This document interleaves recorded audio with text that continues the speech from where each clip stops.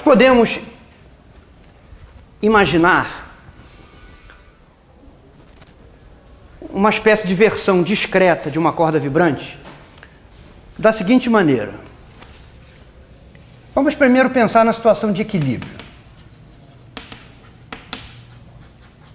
Ó, digamos que nós tenhamos uma corda vibrante com extremos fixos, 0 e L. Tá bom? Em vez de considerar o sistema contínuo, suponha que nós imaginemos o seguinte sistema discreto. Um número finito de massas iguais, todas iguais a m, separadas pela mesma distância a e unidas por um fio de massa desprezível.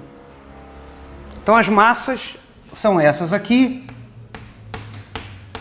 e nós substituímos a corda contínua por esse sistema discreto. Essa é a configuração de equilíbrio. Uma configuração genérica seria uma coisa assim, ó. Eu vou tentar desenhar. Aqui estaria, de novo, uma extremidade. Uma configuração genérica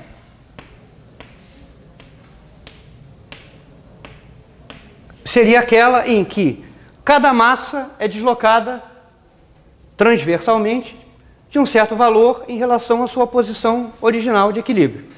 Então, com os extremos fixos. Então, a primeira massa vem passar para cá. A segunda vem para cá. A terceira vem para cá. E assim por diante, tá? Isso aqui continua aqui. Essa massa veio para cá. Essa aqui para cá, essa aqui para cá, essa aqui para cá e essa aqui no seu lugar fixo.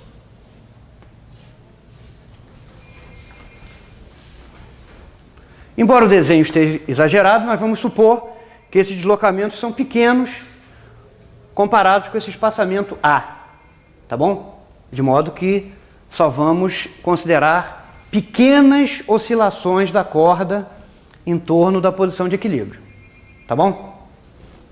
Então, por exemplo, se essa aqui é a posição de número I, nós vamos numerar as posições, começando com 0, 1, 2, 3, a posição número I, e aí continua até a posição número N, tá bom? Então vamos chamar de eta I de T esse deslocamento da iésima massa em relação à sua posição de equilíbrio. Isso aqui é eta I. Tá bom? O eixo dos etas estaria aqui, né?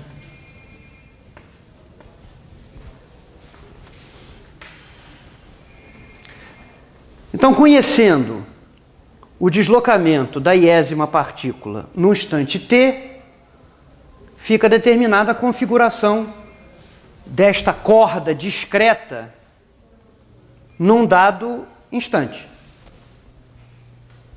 Tá legal?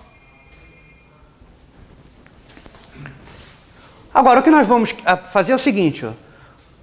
Vamos aplicar a segunda lei de Newton a cada uma dessas massas, tá bom?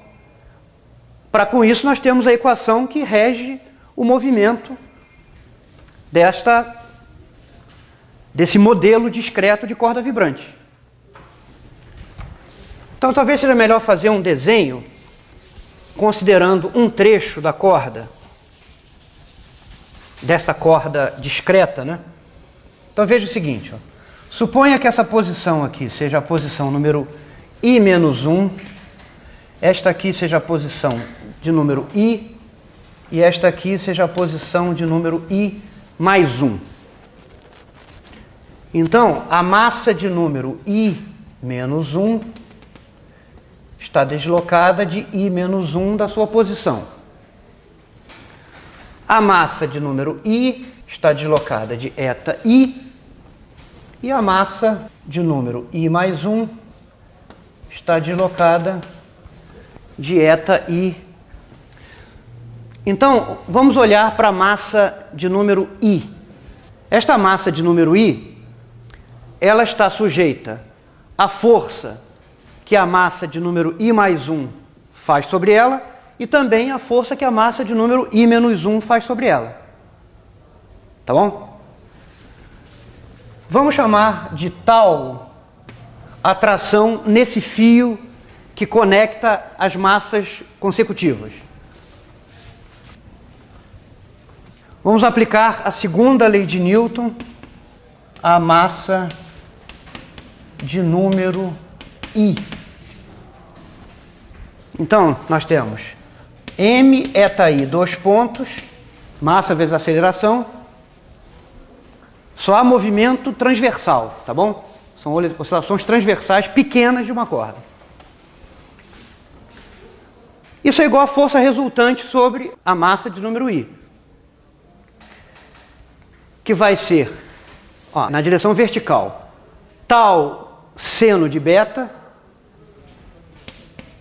menos tal seno de alfa. Eu já estou usando aqui que a tração nesse trecho do fio é igual à tração nesta aqui.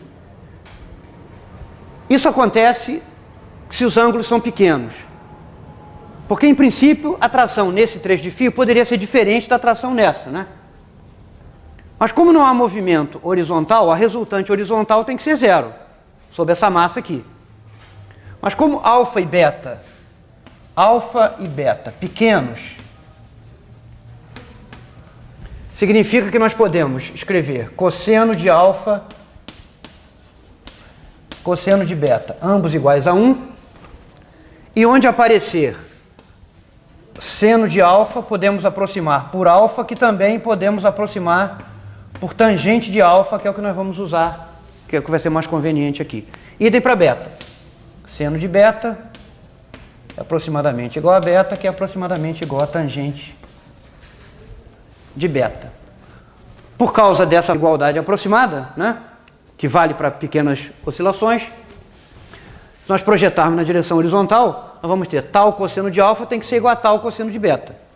Como cosseno de alfa e cosseno de beta são praticamente iguais a 1, isso dá o tal de um lado igual ao tal do outro. Tá? Se nós partíssemos do pressuposto que aqui seria tal 1 ou tal 2 e aqui tal 1, nós chegamos à conclusão de que tal 1 tem que ser igual a tal 2. Então isso já está sendo usado aqui.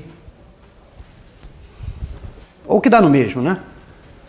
Tal de um lado igual a tal do outro garante que a aceleração na direção paralela à corda é zero. Tá?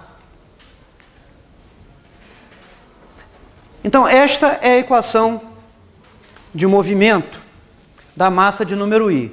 Então, usando que o seno para ângulos pequenos é praticamente a mesma coisa que a tangente, vai ser conveniente aproximar isto aqui por tal tangente de beta menos tal tangente de alfa. Mas se nós olharmos ali para a figura, nós vemos que tangente de beta da figura, tangente de beta é essa diferença, que é eta I mais 1 menos eta I, dividido por A.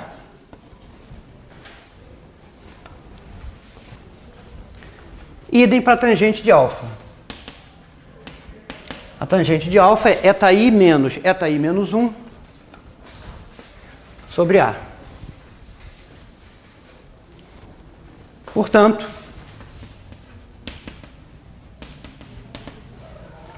nós ficamos com M eta I, dois pontos, igual a tal sobre A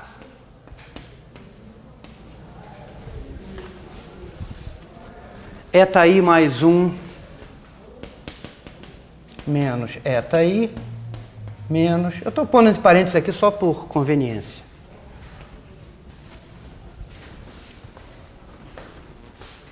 Essa é a equação de movimento de uma massa genérica dessa coleção discreta de massas que formam esse modelo discreto aqui de corda vibrante. Tá bom? Agora,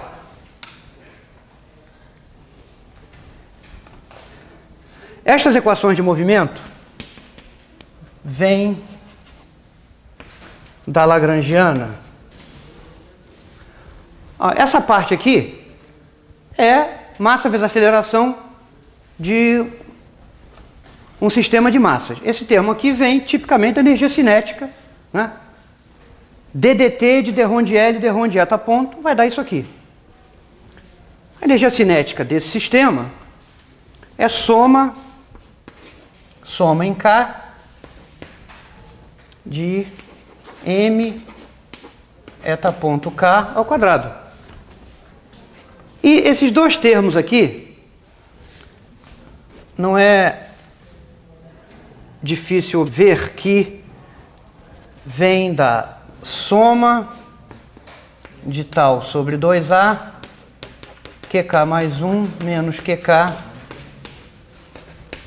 ao quadrado. Falta o meio. Ou seja, isso aqui corresponde é análogo a uma coleção de osciladores acoplados. Isso aqui é um tipo potencial de oscilador, né? Quadrado de um deslocamento. E isso aqui é a energia cinética dessa coleção de partículas aí. Olha só, dá para fazer de cabeça, para ver que vão aparecer esses dois termos aqui da equação de Lagrange. A equação de Lagrange para iésima coordenada é ddt de d rho de L, d rho de eta ponto I. A derivada em relação a eta ponto I disso aqui, só o termo em eta ponto I quadrado que vai contribuir, vai dar m eta I ponto ddt, dá isso aqui. E a derivada em relação a QI disto aqui, repare o seguinte, o único cuidado que tem que se tomar na hora de calcular a derivada em relação a QI é dois termos dessa soma contêm QI.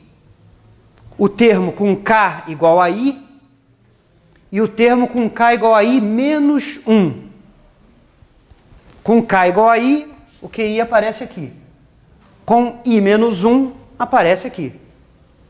Tá? Então, vai fazer aparecer esses dois termos aqui.